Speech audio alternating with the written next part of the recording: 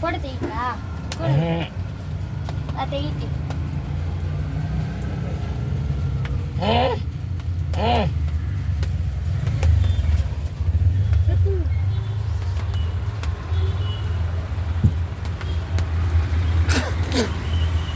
ಈ ಪ್ರಾಣಿಯನ್ನು ಮಕ್ಕಳ ರೀತಿಯಲ್ಲಿ ನೋಡುವಂಥ ವ್ಯಕ್ತಿಗಳು ಇದೇ ರೀತಿಯಲ್ಲಿ ಎಲ್ಲರೂ ಮನುಷ್ಯರನ್ನು ಯಾವ ರೀತಿಯಲ್ಲಿ ನೋಡ್ತೀರೋ ಅದೇ ರೀತಿಯಲ್ಲಿ ಪ್ರಾಣಿಗಳನ್ನು ಸಾಕಬೇಕಂತೇಳಿ ನಿಮಗೆಲ್ಲರಿಗೂ ನಾನು ಕೈ ಮುಗಿದು ಬೇಡಿಕೊಳ್ತೇನೆ.